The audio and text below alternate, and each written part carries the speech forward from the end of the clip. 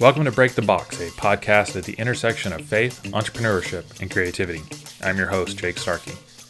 The goal of this podcast is to tell the story of other Christian entrepreneurs and creatives and encourage you to break out of whatever box is holding you back.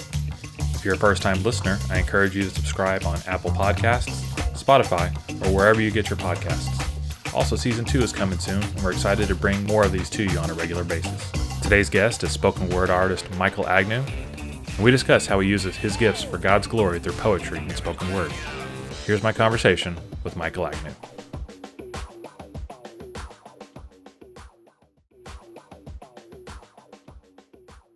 Michael Agnew, thank you so much for taking the time to talk. Bring it. Thanks for sitting down, taking your time out on a Sunday afternoon, especially today. Aren't you celebrating your wife's birthday? Today is my wife's birthday. Is it her actual birthday or the day? It actually is. Okay. It actually is, but she's taking her birthday nap right now, so I'm totally good. we have a small window. Yep. We will not wake her. Yeah. So I love when I open up social media and I see that you've posted a new video or a new song to iTunes. How did that all come about? Yeah, so really the spoken word videos, like I've always, I guess, in college and in high school, I loved rapping and rhyming and stuff. And then whenever I started working at St. Andrew up in Plano, I just randomly, their media team just likes being creative and trying out new content. And so the creative director said, "Hey, can we try to film one of your videos?" And I'm like, "Wait, like for free? Y'all will just like record a video?" And then they said, "Yeah, you can use it for student curriculum." And I'm like, "Sure, that's awesome." So we just one day just went out and recorded. We actually recorded two in one day, and they were fantastic. And like the kids loved them, and I loved it obviously, and like the church liked it. So really, it was just the church's media team wanting to try something different and just kind of have like a fun project. And that's how that started off. Very cool. I like that. Yeah. Who are some of your influences? You say you've enjoyed doing this since high school. Yeah. I loved Eminem back in the day. Like high school, Eminem was my jam. And then in college, I started trying to do more rap, obviously for Jesus. And so, like any of like the Reach records, like Lecrae, Andy Mineo. I love Humble Beast. Humble Beast is this kind of, they do spoken word and more hip-hop stuff, but there's this guy named Odd Thomas who's really good. And then there's a spoken poet named David Bowden, I say Bowden, I don't know. Someone listening might know the correct way. But he's really creative. He does a lot more like bigger vocabulary, makes you think type poetry. That's not really my jam, but he inspires me to like try new stuff. Sure. So in high school. Yeah. You're sitting there, and all of a sudden you say to yourself, "I want to rap."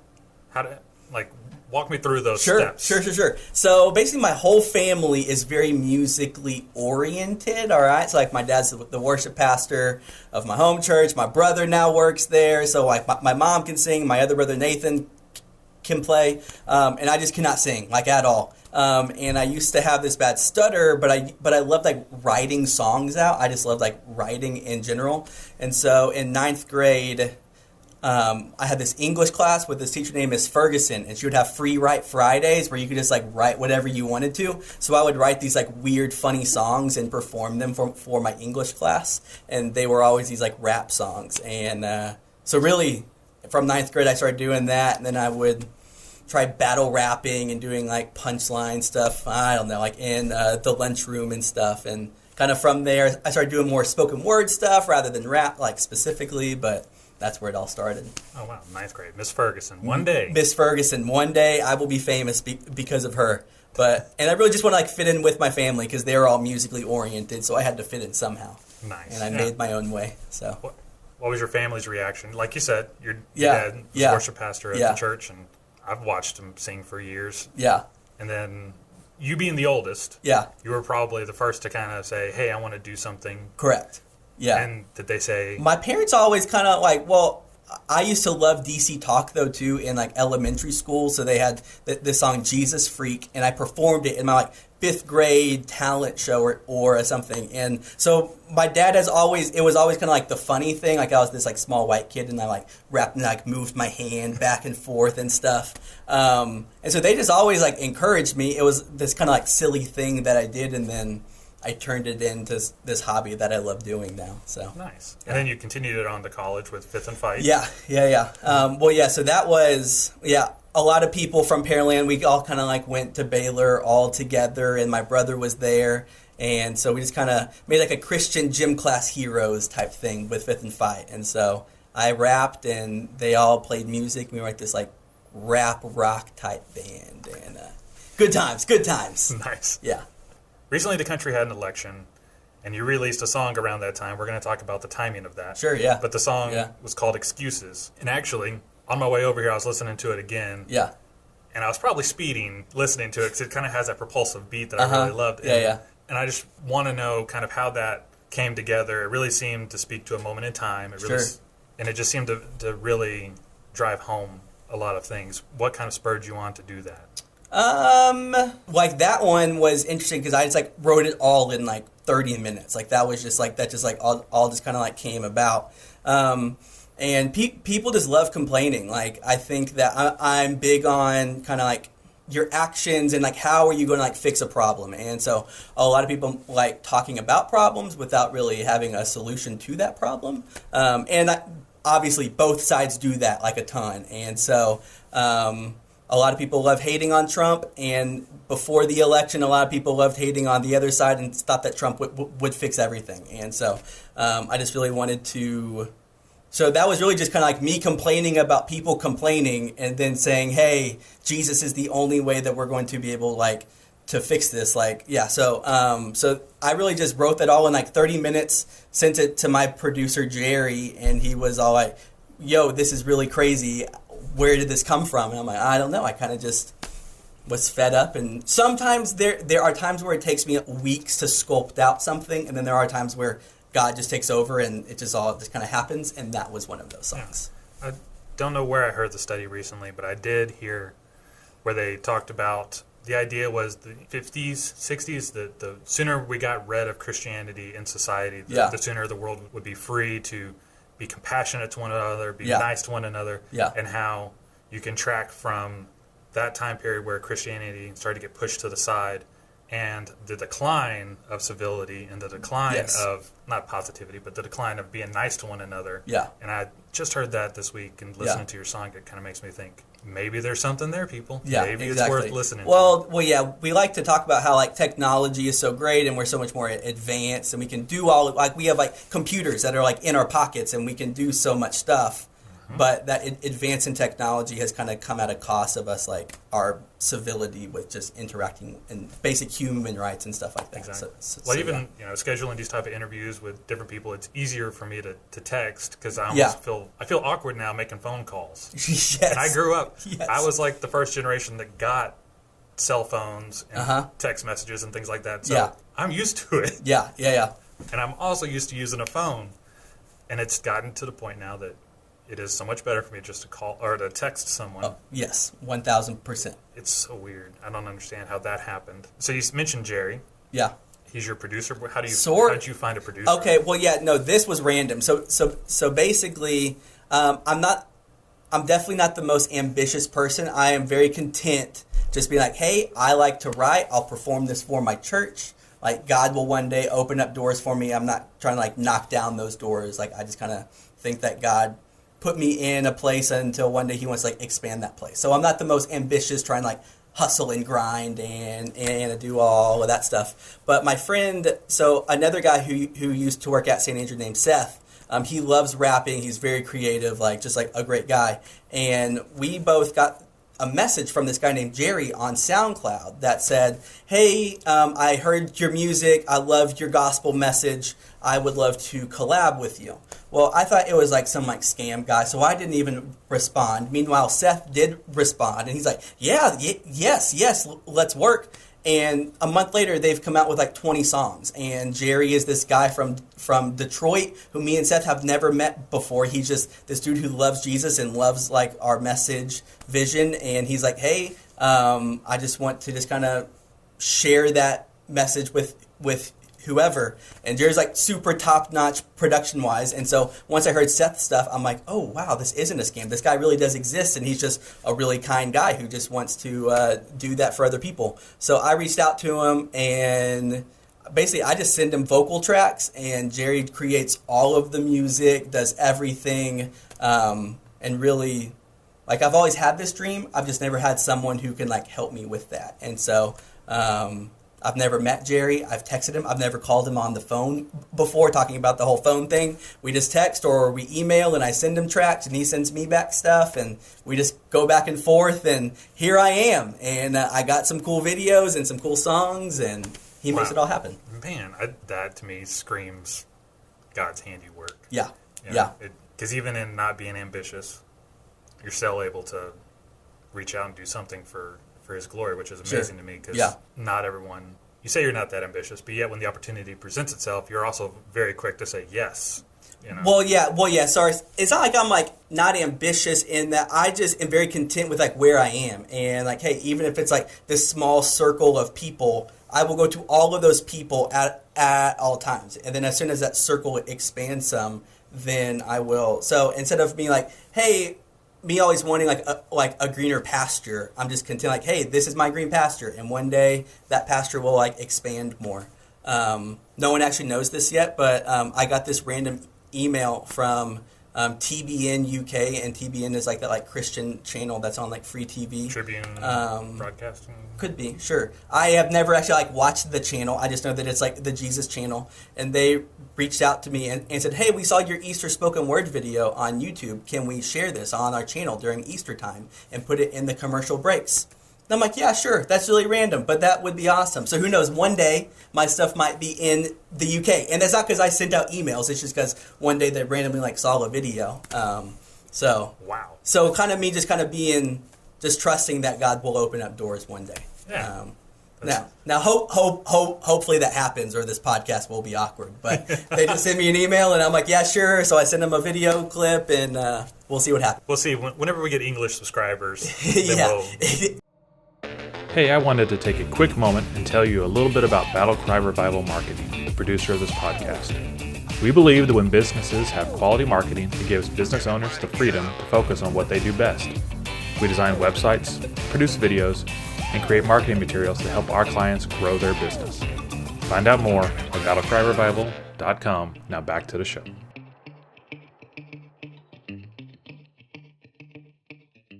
I've ever seen. It's my elk deer. Yes. It is. No. Let's be clear. It's the elk deer astronaut. It's not just. Oh, well, sorry. Yeah. Yes. No, I found it. You play it down when you say it's just your deer or elk thing. You're missing the fact he's that it's actually the head of an elk or deer sitting on an astronaut. Correct. That is staying in, by the way. All right, deal. All right, everyone, welcome back. And I'm here talking with Michael Agnew. And we've known each other for a while. I've known your parents for even longer. Yeah. I worked with your mom in the booth at the church. Correct. And it was always a pleasure working with her. And I do consider it God working in my life that she was on the team that I was on. Or I joined her team, I guess I should say. Yeah. And I appreciate all that she's done. And so the fascinating thing for me in your life is that you do spoken word. But growing up, you had what I've heard, I didn't know you in high school, what I heard was a pretty significant stutter. Uh-huh. And to me, you have a family of creative people. You have a family of people who are musically inclined. Yeah. It seems to me that there are plenty of instruments out there, triangle, anything that you could have chosen. Correct. And instead, God lays it on your heart. I want you to do spoken word, Michael. Yeah. And you're probably sitting there going, but God, have you heard me talk? Yeah. And he goes, I have. Go. Yeah. You know, Yeah. How did you overcome that fear? That's emotion? a wonderful question. See, I really didn't even know that I stuttered until the 6th grade, because I grew up in this private school, and I was one of the cool 5th grade, 4th grade kids, and I stuttered that whole time, had no idea. And then in 6th grade, I went to public school, and kids instantly let me know that I stuttered and that I talked weird. I'm sure they did that very nicely. Too. Oh yes, so nicely. And I think that then I recognized it, so then I was fearful of it and talking out loud in front of people, so that made it even worse. And then eventually by 8th, 9th grade, I had it in my head that I was just this stuttering kid and I couldn't talk right and all of this stuff. But I still loved writing stuff down, so I just would write a lot. I wouldn't really perform them out loud or anything like that. And then and then I started like listening to rap music, and my brain could just piece the words together with the beat. And so I was like the stuttering rapper guy in high school, and through that, and I don't really know. And Miss Ferguson. And Miss Ferguson, correct. And yeah, so really it was me just trying to rap, and I wouldn't stutter whenever I rapped, and then I just kind of grew in more confidence, and God kind of opened up more doors yet again, and so yeah, wow. Yeah. That is an amazing story. To kind of bring it all together, currently, let me list off all the things you've got going on in your life. Yeah. Seminary student. Correct. You work at a church. Mm-hmm. I'm going to say newly married, but that's because I've been married 15 years. Okay, sure. You've been married how many years? Almost 4 now. Almost 4. Jeez. I know, it's getting up. It's Never mind. awesome. You are married. Yeah, sure. Newly. Yeah. You're a spoken word artist. Uh-huh. You're very busy. Yet every couple of months, yeah. I see a new video pop up. What drives that? I got all this stuff I got to do. Sure. Is it just that the opportunity presents itself and you want to take full advantage of the opportunity? I think just like the way that I'm wired, like if I'm not doing something creative or something entertaining or fun, then my life is just like a mess, and I get way too stressed out. So I would rather take 30 minutes or an hour every day to do something creative, and let one of my tasks or schoolwork, or stay up an hour later, like whatever.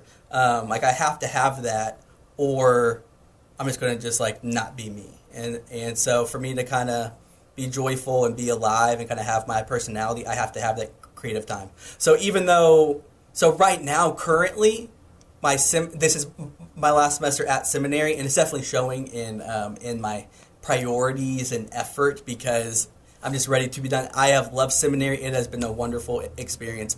So it has been hard, like balancing out all of these other things and making more spoken word videos. I write a ton. I don't always like make videos as often as I want to, maybe. Sure. But yeah, no, like I have to have that time for sure.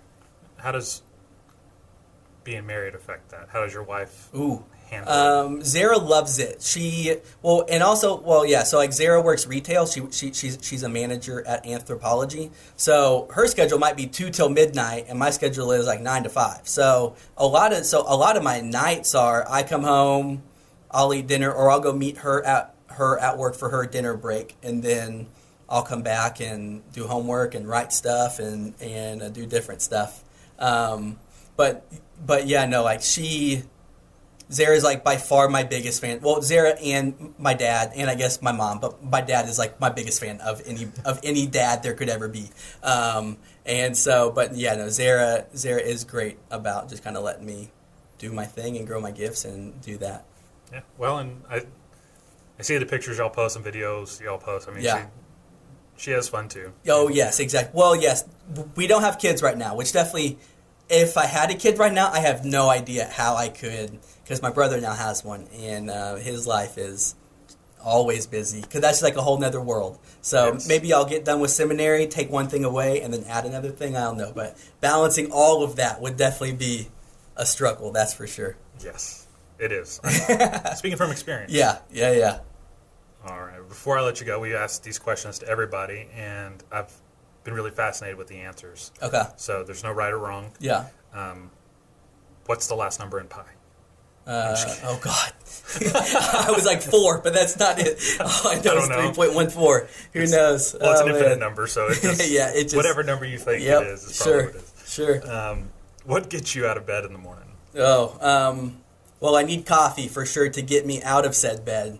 And then after that, I just like relationships and talking with people and like having conversations. So I think making someone's day better, just even a little bit, is probably what gets me out of bed. So whether outside of ministry or being creative, like I think just kind of having relationships is, yeah. Very cool. Yeah. Love that.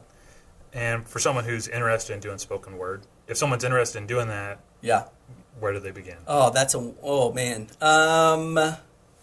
I say, yeah, I've done some open mic stuff like around Dallas, but I think that churches wise too, like I think churches are always wanting to find a different creative element for a service. Not like an every single week thing, but obviously church can become stale or can become the same thing. And so like from St. Andrew's point of view, probably 4 or 5 times a year, I will do like a spoken word for like a benediction for a sermon or something like that.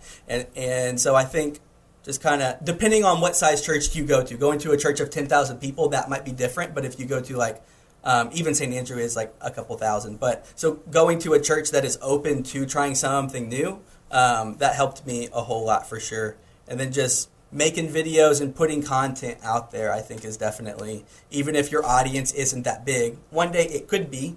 So kind of putting out content and being consistent in that, I think is big. Are there any books that you've read or listened to? I listen to a lot of audiobooks. I love John Acuff. Acuff? Is that? I'm just going to go. I'm shaking my head because I have no idea how to He is a it. funny dude, and he wrote this book called Quitter that my friend Aaron told me about, and it's kind of about how to pursue your dreams while still having a real job and being able to like make money and not letting like job and life take over being creative. And so that was, whenever I think of like a creative book or like a challenging book or a book that helped me know like, hey, God put this idea on my heart. I don't have to drop everything, but I can still pursue that. That was a great book for me for sure. Yeah, I have his, it might not be his new one anymore, but Do Over. I have it, and it's on my list. Okay, yeah. Wants to read. Yeah. Well, like my friend Aaron just lives by John's books for sure. He's read every single one of them, and he loves them. So yeah. Nice. Yeah. How can people find out more about you and your work? My YouTube channel, Michael Agnew Spoken Word. Trying to put out more stuff. I have been working with Jerry on like an album, and I have 12, 13 songs right now. I know. I have been waiting to like perfect it and get this perfect blend of like challenging songs and like exciting, happy songs, and finally other people are like, Michael, just stop trying to make this perfect album, just put it out there. So probably in the next month I'll be putting it out there for sure. I've just been sitting on songs waiting to record some more, and Jerry's like, Michael, you have all of this stuff, just put it out there, we'll work on something else later. So so hopefully soon that'll go out, and that'll be on Spotify and iTunes and all of that different stuff. Nice. So does he have a label? No, Jerry goes by MoFlow Productions, and really he's just this guy who, like, that's how he makes money, like, for his family. Like, he just makes music, and he works with Christian and, like, secular artists. Obviously, he has a definite bent towards Christian artists and wants to, like, help them out and do different stuff. Very cool. Yeah. Nice. You're also on Instagram, Facebook, and all that. Instagram, Twitter, Facebook. My Instagram game isn't super strong right now, but maybe I'll boost it up some. Yeah. We'll see. Don't worry. We'll see. Ours is not. We're getting there. All right. So thank you so much for coming. Yeah, for sure. And hanging out. From everyone at Battle Cry Revival and Michael Agnew, spoken word artist extraordinaire. That's it. Thank you. God bless. Thanks for tuning in. Break the Box is available on Apple Podcasts, Spotify, or wherever you get your podcasts.